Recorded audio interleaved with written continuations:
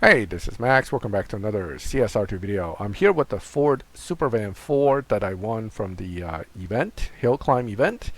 The event near the end was not that easy. You need at least your 2005 Ford GT and the other Ford GT pretty well built, if not close to maxed. The other two cars, the Silhouette and the GTR prototype, does not have to be as built. It can just run maybe 1 or 2 stage 6s depending on what they are, and you can get through. Now, the first question would be then, is this Supervan any good? Well, it being an electric car and a T5 electric car, it is definitely low performance point, high evo type car. As you can see, equivalent of nitrous body tire trans at 5532, and then one stage of what would have been intake basically puts you there. And you're good to go. Now I'm running out of Epic Fusions here for intake, but I can strip them from another car if intake turns out to be that great. Ultimately, if you're looking to do more of the overall series, you're going to have to build this car anyway.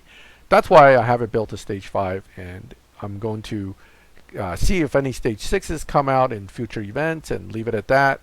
I am not dying for the final prize car, so it's not a big deal to me. I'm also skipping the flash event as I normally do, because a new brand in a flash event, you're looking at $200, $300 to be competitive. Now, I just raced in here a bunch with my Supervan, so I'm kind of stabilized in this lobby. This is about the 9.9 lobby, which means you have cars that can run anywhere between 10 to 9.5. Depending on how well they're set up and what their capabilities are. Now, earlier what I also did is I actually matched my second account car to this lobby, but not able to match it right now. It doesn't seem to be finding the lobby. I think that car, the Bentley GT3 race car, actually after a few wins got pushed into a slower lobby, or slower end of this lobby. I don't think it's in a different lobby. Okay, let's see if we can get a race going here, because it's not much fun to just keep hearing me talk without showing you the car. Now, electric car has a very annoying requirement, and that is you must get the launch right there, and it'll needle drop. And if it needle drops, it's going to be a great run. But if it doesn't needle drop, it's going to be a crappy run. So with the needle drop, depending on how late you are on the launch, I mean, I might launch a little late just so I can get the needle drop. It can still lose, because even with the needle drop, even with that, because I launched so late, and we'll see that in a minute, I am still not able to get my best run out of this car. I launched at 0.35, which means I lost some time here. Now, reaction time is meaningless when it's negative, so the developers don't care about negative reaction time. But when you run a positive reaction time in this game, it does hurt you a little bit. I'm going to run him again if he's waiting for me. I guess he is. So, and this time, I'm going to try to get the needle drop without being late. And let's see if we can do a better run. Maybe he didn't wait for me. He just looked like he did. Okay.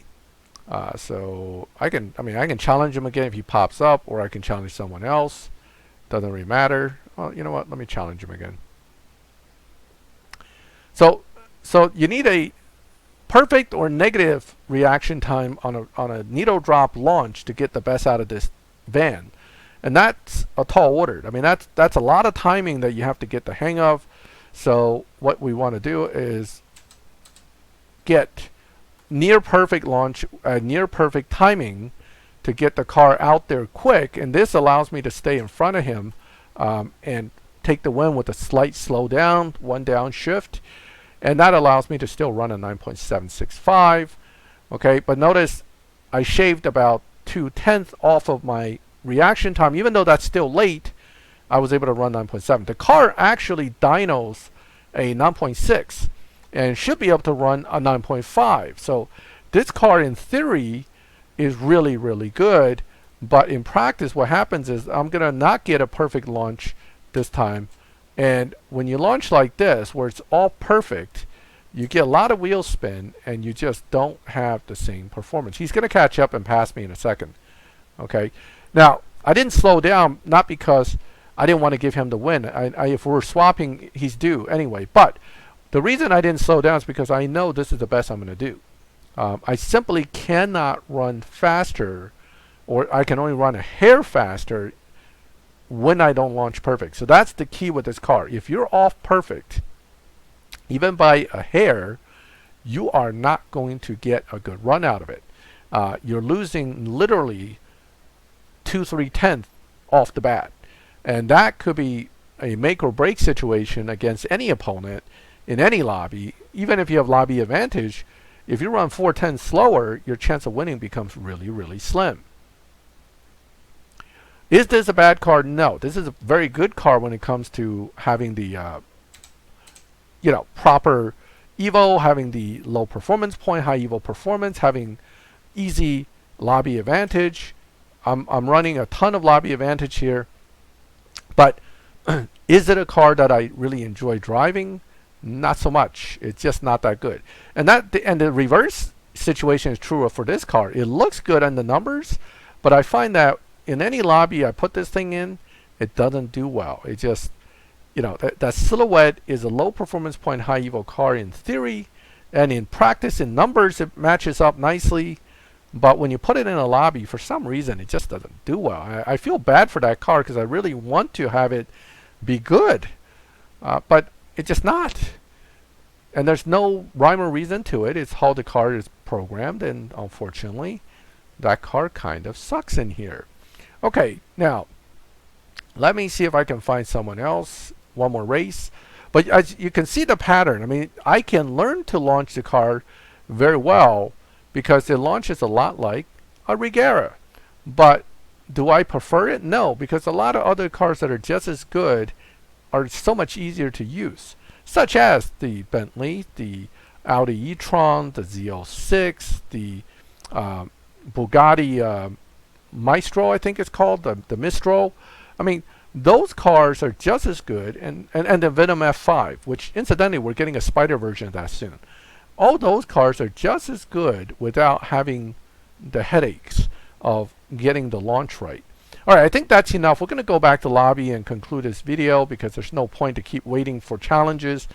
The Supervan's already developing a reputation, so a lot of players actually are not keen on racing it. What's my opinion of the car? It's a good car. It actually is very good on the numbers. It can perform the numbers if you get the launch right, and it could potentially be quite the lobby destroyer in the right hands. It just isn't that great in my hands, and I don't want to play against opponents in live with a car that theoretically is good, but then I can't drive it well, because that makes it not fun for me. I would rather use a different car that is easier to use, something along the lines of this guy here, this guy here. These are very good cars that doesn't require as much effort. Now, does that mean this car is not viable? No, it's quite viable in live. It's definitely one of the decent electric cars to come along, and it's actually slightly better than the VW IDR that we received as a final prize in the last series event. So by all means, if you do win this car, feel free to use it. It is decent, and it can stay decent even with further upgrades or even lower upgrades. Some of my teammates mentioned with stage 3 trans, you actually have less to worry about with the launch. I haven't tested that extensively, but that might be true. And therefore, you don't need a lot of parts to get this car to win, especially in the slower lobbies. So I hope that video gave you some insight to the car, and I hope it's helpful to you. If you liked the video, leave a like. If you like my channel and like videos like this, subscribe, hit the bell, and get notifications when I put up new videos. And as always, thank you for watching my videos. I'll catch you next time.